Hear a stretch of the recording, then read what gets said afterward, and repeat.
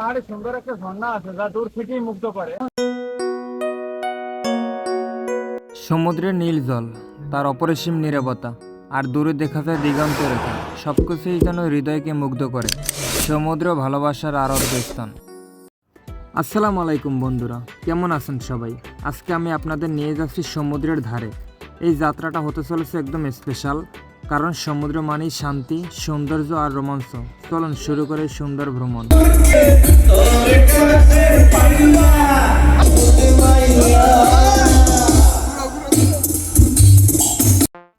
বন্ধুরা, এখন আমরা যাচ্ছি সমুদ্রের দিকে।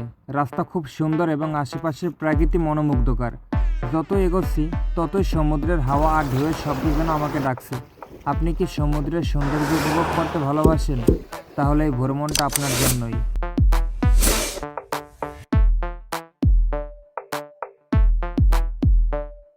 দেখুন, আমরা পৌঁছে গেছি সমুদ্রের তীরে। এক কথায় মুগ্ধকর। ঢেউয়ের শব্দ, বালির মৃষ্ণতা আর বাতাসের শীতল স্পর্শ সবকিছুই অসাধারণ। আমি এত উত্তেজিত যে ভাবতেই পারছি না কি দিয়ে শুরু করব। এত বড় সমুদ্র দেখতে কেমন লাগে আপনি কল্পনা করতে পারেন?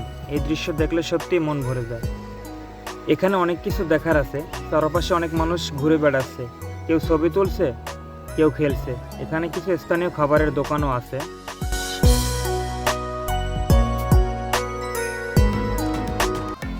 এখন আমি বালির উপর হেঁটে যাচ্ছি আর ঢেউগুলো আমার পায়ের কাছে এসে ভিজিয়ে দিচ্ছে। এটা কি দারুণ একটা অনুভূতি।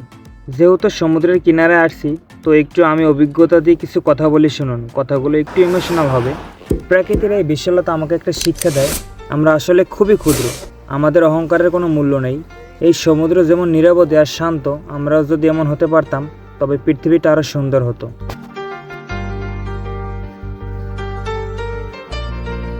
Arrow for sure.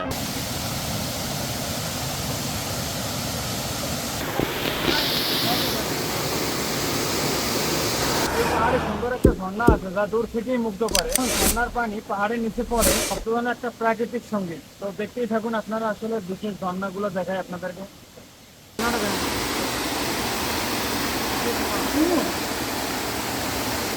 ওই পারে তো যাওয়ার দরকার আছে, আমি ভিডিও করতাম।